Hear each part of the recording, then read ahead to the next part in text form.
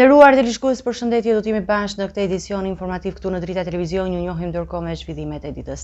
Presidenti Bajram Begaj dhe politikanë të tjerë, duke përfshirë kryetarin e kuvendit Elisa Spiropali dhe ministrin Igli Hasani, kanë dedukuar urimet e tyre grave dhe vajzave shqiptare me rastin e ditës ndërkombëtare të gruas, duke theksuar rëndësinë e barazisë dhe respektit për të drejtat e grave. Presidenti i Republikës Bajram Begaj ka uruar të gjithë gratë dhe vajzat shqiptare me rastin e ditës së ndërkombëtare të gruas, duke cilësuar ato si forca e vërtetë e jetës. Në një postim në rrjetin social X, ai ka shpërndar foto nga takimet dhe vizitat që ka zhvilluar me gratë dhe vajzat gjatë periudhës së presidencës, duke theksuar angazhimin e tij për t'i mbështetur ato. Nga ana tjetër, kryetaria e kuvendit Elisa Spiropali ka shpadhur një urim më të ndjeshëm, duke u drejtuar grave dhe vajzave që kanë vuajtur nga dhuna, ata që nuk kanë mundur të shpëtojnë, si dhe ato që janë mohuar nga të drejtat dhe liritë themelore. Dua të kujtoj me respekt të thellë ato që nuk shpëtuan dot nga dhuna, ato që shpëtuan por nuk e shëruan, vajzat që nuk u arsimoan sepse nuk i lejuan, ata që u shkelën dhe u shfrytzuan, vajzat martuara me detyrim, ata që përfliten sepse guxojnë, ata që kurrë nuk e lejuan të shfaqin personalitetin, por edhe të gjithë ato gra dhe vajza që ja dorën, duke sfiduar pengesat, ato gra të guximshme dhe inteligjente të potencialit pakufishëm njerëzor, që rrifshehur tek vajzat e jashtëzakonshme shqiptare, kudo ku janë, kudo ku vuajnë, kudo ku lodhen, kudo ku triumfojnë. Ndërsa ministri i jashtëm Igli Hasani ka vlerësuar rolin e gruas dhe ka theksuar se qeveria do të vazhdojë të promovojë mundësinë e barabartë për gratë në të gjithë fushat si një prioritet i rëndësishëm për zhvillimin e shoqërisë. Nga qelia, kryetari i Bashkisë së Tiranës, Erion Veliaj, tha se u kujdes të lë porosit veçantë që përgjatë 8 marsit gratë dhe vajzat të përdorin transportin publik falas. Një urim për vajzat, gratë dhe nënat shqiptare ndau nga paraburgimi dhe kreu i Partisë së Lirisë Ilir Meta, duke theksuar se vlerat e familjes po conohen nga agjendat antikombëtare sorosiste, sipas tij tek prindi 1 dhe prindi 2. Për ministrin e punëve të brendshme Ervin Hoxha, gratë në strukturat e policisë janë shembull i forcës dhe vendosshmërisë.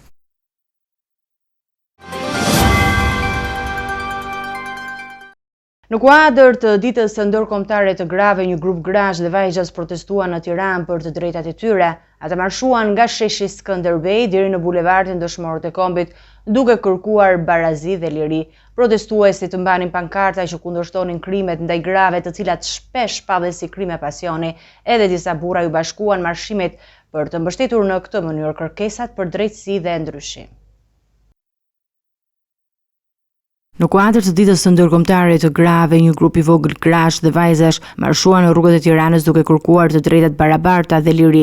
Pjesëmarrësit, të cilët mbanin pankartat dhe shprenin për mbrojtjen e të drejtave të grave, marshuan nga sheshi Skënderbej deri në bulevardin Dëshmorët e Kombit, duke ndalur përpara kryeministrisë dhe në zonat e bllokut. Ata kërkuan barazinë dhe ngacmuan çështjet e krimeve ndaj grave, të cilat shpesh shpjegojnë si krime pasioni, duke quajtur ato femicid. Pankartat e tyre thoshin: mos ma merrni lirin, jemi gra të igra, digjeni patriarkatin dhe nuk është krim pasioni, është femicid. Protesta kishte një atmosferë energjike me tupana dhe thirrje për drejtësi.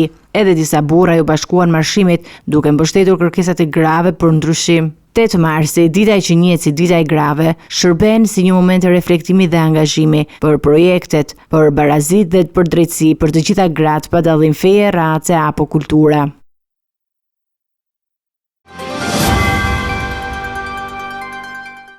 Në një takim me gratë e Shqipërisë për ditën ndërkombëtare të gruas, kryeministri Edi Rama theksoi rolin e gruas në shoqëri dhe kërkoi mbështetje për Partinë Socialiste në zgjedhjet e 11 majit, duke bërë një koment ashpër ndaj koalicionit të Berishës dhe protestës së paralajmëruar.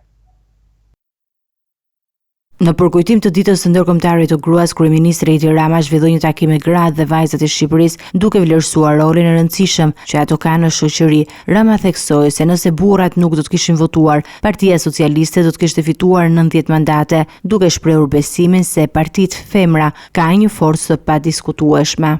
Gjatë fjalës së tij, kreu i qeverisë u shpreh në mënyrë ironike për koalicionin e Sali Berishës, duke kritikuar grumbullimin e figurave të tij, ndërsa theksoi se Partia Socialiste do të ketë një platformë tjetër për të ardhmen e Shqipërisë.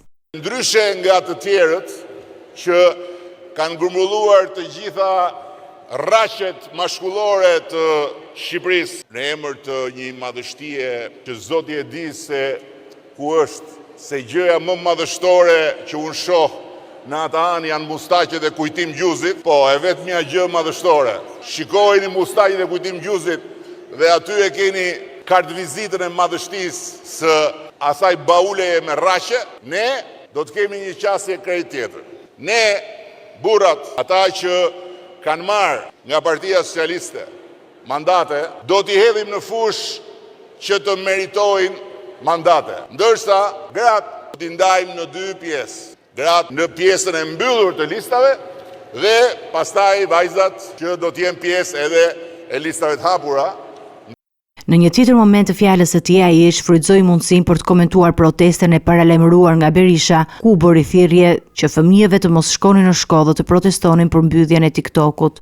Lajthitja e madhe e thirrjes për të mos shkuar në mësim fëmijët dhe prindrit për t'i mbajtur fëmijët në shtëpi që mos shkojnë në mësim sepse do mbyllet TikToku, tregon në fakt se sa rreziqe tjera mund të presim nga një mendje e ikur për territal. Rama theksoi se ky ishte një veprim pa sens, duke theksuar se protestat të tilla janë një paralajmërim për rreziqe që mund të mos vinë nëse do të përfshihet mendja e gabuar në vendimarrje. Ai bëri thirrje që në 11 maj të mbështetet Partia Socialiste për të mos humbur mundësinë për të avancuar në negociata në anëtarësimin në Bashkimin Evropian.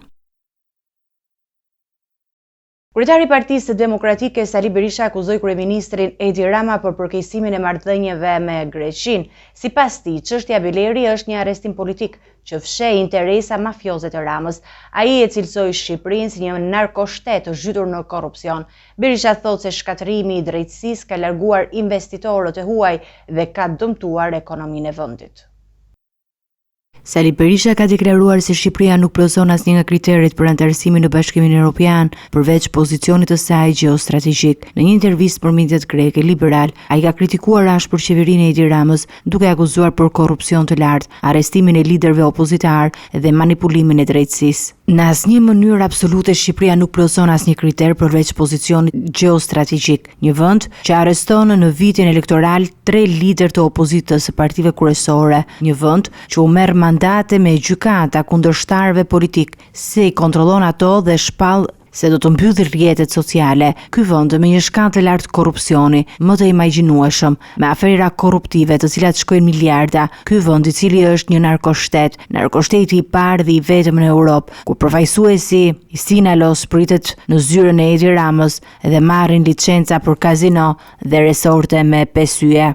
Sa i përket marrëdhënieve Shqipëri-Greqi, Berisha ka pranuar përparimin, por ka kritikuar ashpër qeverinë Rama për mangësitë në marrëveshjen e detit, duke theksuar se Edi Rama hoqi dorë nga një marrëveshje më parashme e dakorcuar për të përballur me këtë çështje në Hag. Për marrëveshjen e detit kishim rënë dakord me qeverinë e qendrës, së djathtë dhe qendrës së majt të Greqisë që të shkonim në Hag. Edi Rama hoqi dorë nga kjo dakordsi dhe deklaroi se do të bëjë një marrëveshje më të mirë.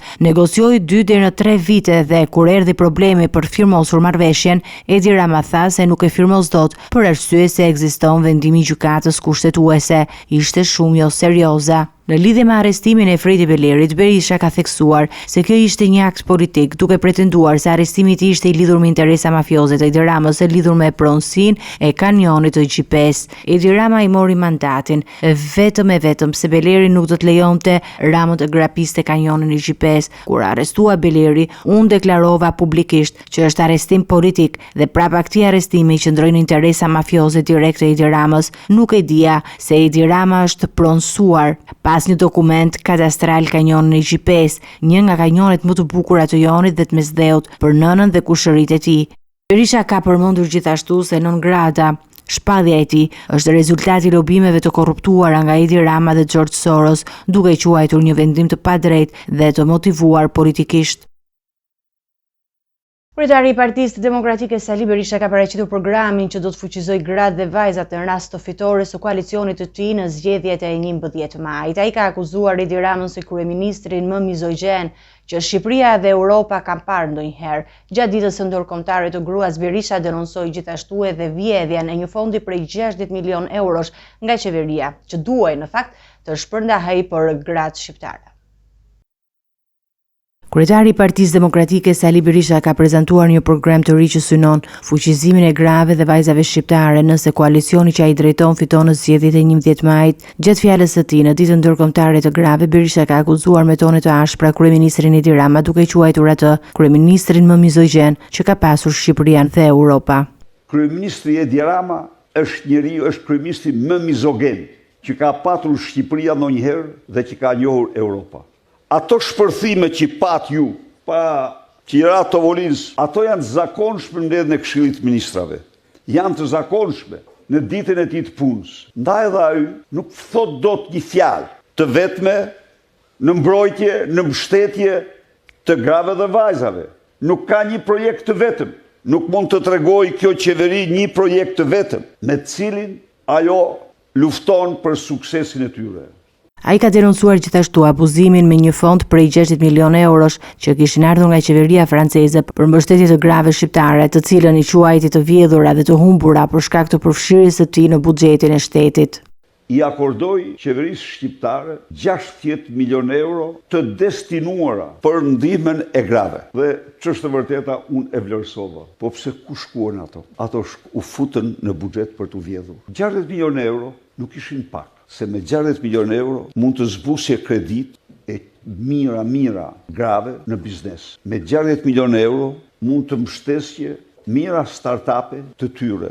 Mund të ndërmidhje pra, ishte një plus që ligji e kërkon se në ato 60 milionë euro të ofruara ndihmë bujare do të fushë edhe ti një fond. Do të fushë edhe ti një përqindje për të treguar, por aty ky fond kaloi i tëri u trupzuan në buxhet dhe humbi krejtësisht destinacionin e tij. Berisha ka garantuar se nëse Partia Demokratike do të vijojë në pushtet, do të realizojë politikat që mbështesin aktivitetin e grave dhe vajzave dhe do të luftojë për të ulur varfërinë në vend.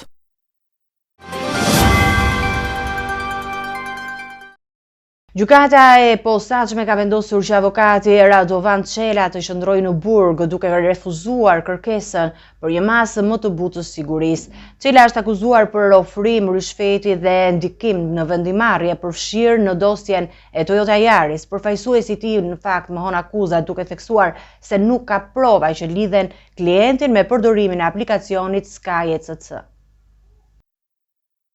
Radovan Çela, avokati i njohur i akuzuar për ofrim rishfeti dhe ndërhyrje në çështje të drejtësisë, do të mbetet në burg pasi gjykata e posaçme e la në fuqi masën e sigurisë arrest me burg që ishte vendosur në mungesë. Kërkesa e mbrojtjes për një masë më të butë, duke argumentuar se nuk ka rrezik për arratisje apo për prishjen e provave, u refuzuan nga gjykata. Çela akuzohet se ka ofruar rishfet në disa çështje të rëndësishme, përfshirë edhe dosjen e njohur Toyota Yaris, ku ai dyshohet se ka ndërhyrë për të ndikuar në vendimet e gjykatës për çështje të pasurive të sekuestruara. Avokati i Çelës, Isuf Shehu, ka pohuar se klienti i tij ka mbajtur qendrim mohues ndaj akuzave dhe ka theksuar se SPAK nuk ka prova për të lidhur Çelën me përdorimin e aplikacionit Sky ECC, që përdori nga kriminal për të fshirur bisedat e tyre. Ai ka shtuar se Çela nuk është përdorues i këtij aplikacioni dhe se akuzat nuk janë të bazuara në fakte të forta. Në lidhje me çështjen e Toyota Yaris, që përfshin sekuestrimin e 3.4 milionë eurove të fshehura në 2 automjete, hetimet vijojnë. SPAK ka lëshuar urdhër arreste për disa persona të tjerë të lidhur me këtë çështje, përfshirë Astrid Vladin, kushëririn e të dënuarit Elvis Vladi dhe ish oficerin e policisë gjyqësore Eriona Dautaj. Ky hetim, i cili ka zbuluar kontakte të rëndësishme të përfshira në korrupsion dhe ndikim në drejtsinë shqiptare.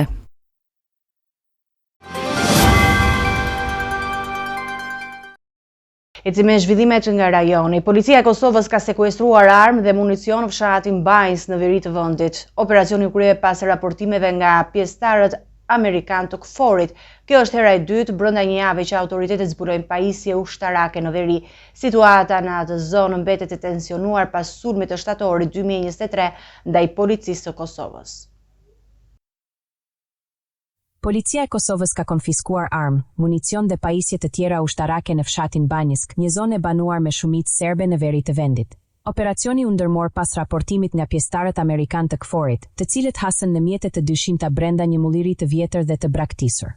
Policia tha se ka konfiskuar uniforma ushtarake, 3 gjoksore për mbajtjet e armatimit, 3 granata dore, 3 karikator të zbrazët të armës së gjatë, 2 shok bomba, një bombë ndriçuese dhe 28 fishek të armës së gjatë. Sipas autoriteteve, armët dhe municioni i gjetur në Leposavish i takonin pjesëtarëve të organizatës Mbrojtja Civile, e shpallur terroriste në Kosovë. Ky është rasti i dytë brenda një jave që policia konfiskon pajisje ushtarake në veri, pas një operacioni të mëparshëm në Leposavish më 28 shkurt, ku u gjetën armë dhe uniforma që i përkisnin organizatës Mbrojtja Civile, e shpallur terroriste në Kosovë. Ministri i Brendshëm Xhelal Sveçta dhe drejtori i policisë Gazmend Hoxha kanë paralajmëruar për rrezikun e grupeve të armatosura në veri.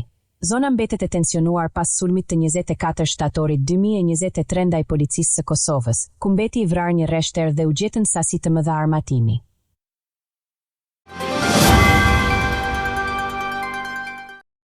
Raportuesi për Kosovën në Parlamentin Evropian, Riho Teras, ka kritikuar ashpër presidentin serb Aleksandar Vučić për afrimin me Rusinë. Sipas tij, Vučić po ndjek modelin e Putinit duke rrezikuar të ardhmen e Serbisë në ndikimin e Moskës. Teras ka bërë thirrje që Bashkimi Evropian të ndërhyjë për të mbrojtur stabilitetin në Ballkan, ndërkohë Bashkimi Evropian ka dënuar veprimet e Serbisë në pengimin e Kosovës në Këshillin e Evropës, duke cilësuar si shkelje të marrëveshjes së Ohrit. Raportuesi për Kosovën në Parlamentin Evropian, Riho Teras, ka reaguar pas deklaratave të fundit të presidentit serb Aleksandar Vučić dhe mbështetjes së hapur që ai mori nga lideri rus Vladimir Putin. Në një bisedë mes dy liderëve, Putin siguroi Vučićin për mbështetje të plotë në një kohë kur Serbia po përballet me protesta të mëdha antisheveritare. Teras e ka kritikuar Vučićin për afrimin e vazhdueshëm me Moskën, duke theksuar se Serbia po i shikon zhvillimet e saj të ardhshme përmes diktatit të Putinit. Ai ka paralajmëruar se ndikimi rus në Ballkan nuk është një fenomen i ri, por tani rrezikon seriozisht stabilitetin rajonal.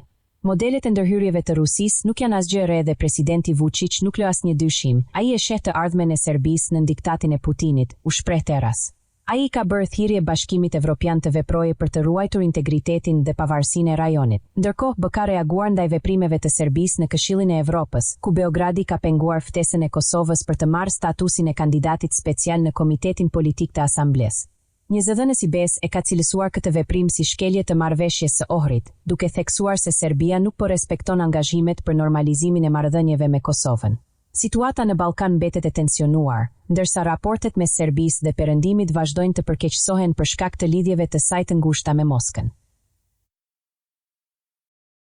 Bashkimi Evropian ka thënë se do dërgojë trupa të shtesë në misionin e vet të paqëruajtëse në Bosnjë e Hercegovinë për shkak të rritjes së tensioneve mes qeverisë qendrore dhe liderëve të entitetit serb të Bosnjës, Republika Srpska.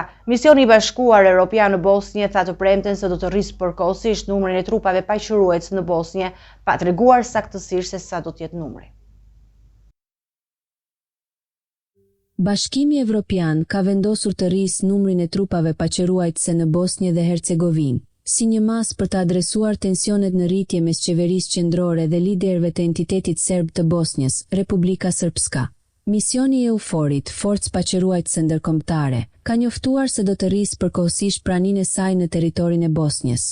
Megjithatë nuk është specifikuar numri i saktë i trupave që do të dërgohen. Në një komunikat të lëshuar nga EUFOR-i, thuhet se kjo mas ka për qëllim të ndihmojë Bosnjën në ruajtjen e sigurisë dhe stabilitetit, duke theksuar se kjo veprimtari është e lidhur ngushtë me mbështetje ndaj autoriteteve të Bosnjës për të ruajtur rendin e përgjithshëm. Kjo vendim vjen pas një tensioni të madh, pas vendimit të gjykatës kushtetuese të Bosnjës për të pezulluar ligje që ishin miratuar nga Kuvendi i Republikës Srpska, që kufizojnë funksionimin e institucioneve shtetërore dhe krijojnë mundësi për ndarje. Pjesë e forcës EUFOR janë trupa nga vende të ndryshme të BE-s dhe rajonit, duke përfshirë Austria, Greqinë, Italinë dhe Turqinë.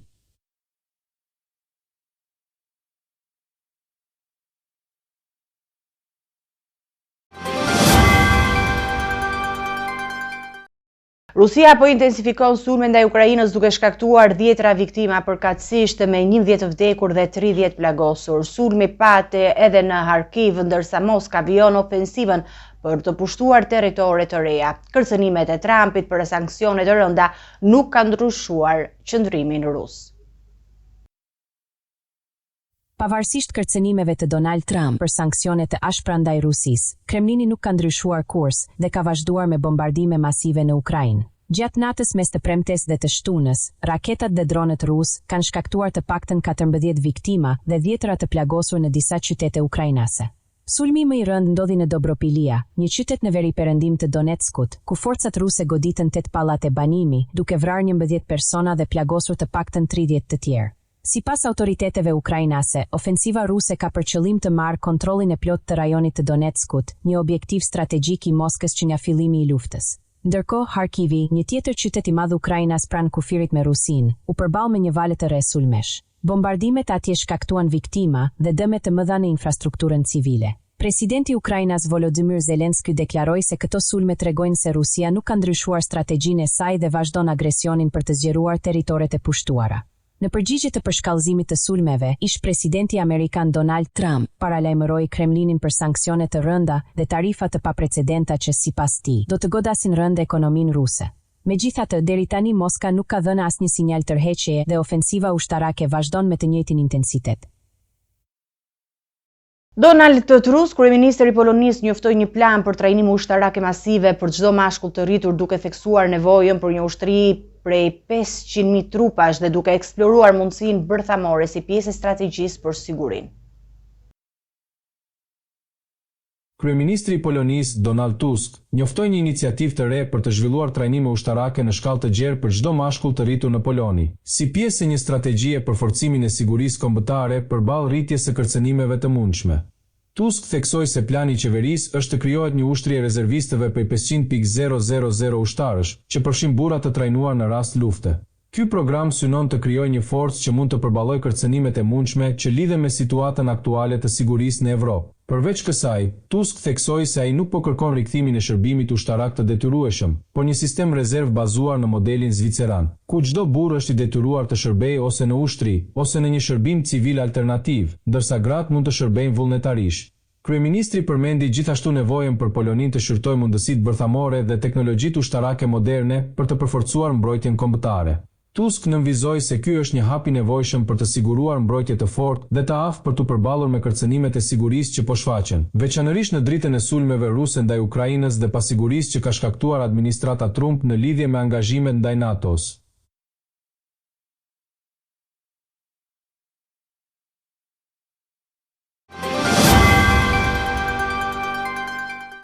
Të nderuar teleshikues, do të jemi me parashikimin e motit.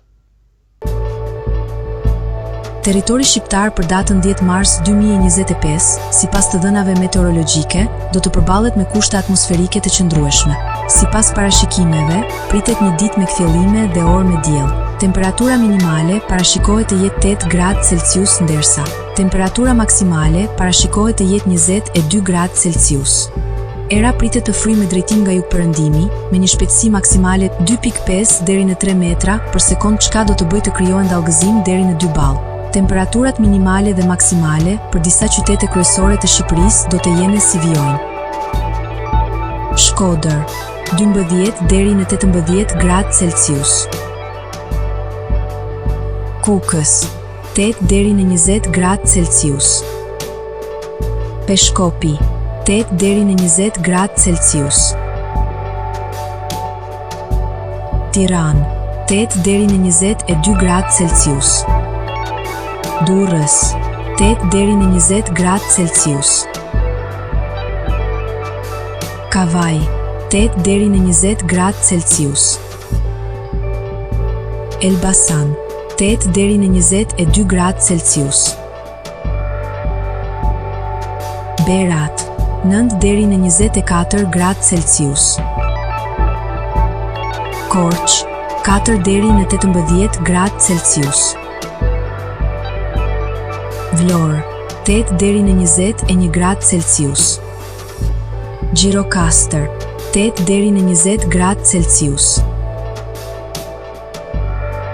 Sarand, 8 deri në 21 gradë Celsius. Territori i Kosovës për datën 10 mars 2025, sipas të dhënave meteorologjike, parashikohet të jetë i qëndrueshëm. E gjithë dita do të jetë me kthjellime dhe orë me diell. Temperatura minimale parashikohet të jetë 5 gradë Celsius, ndërsa temperatura maksimale parashikohet të jetë 19 gradë Celsius. Era do të fryjë kryesisht nga juglindja me një shpejtësi maksimale 2.5 deri në 3 metra për sekond.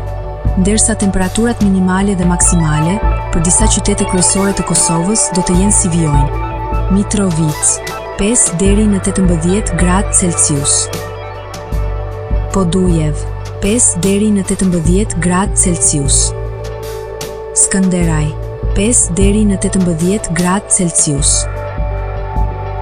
Peje 4 deri në 17 gradë Celsius, Prishtinë 5 deri në 17 gradë Celsius, Gjakov 4 deri në 17 gradë Celsius, Malishev 4 deri në 17 gradë Celsius, Gjilan 4 deri në 17 gradë Celsius, Ferizaj 5 deri në 19 gradë Celsius, Kaçanik 4 deri në 17 gradë Celsius, Suharek 4 deri në 17 gradë Celsius, Prizren 4 deri në 17 gradë Celsius. Ishte gjithçka e përgatitur në këtë edicion informativ. Ju faleminderit për mundjen tuaj. Bashkë do takohemi në edicione të tjera. Deri atëherë, miru takofshim.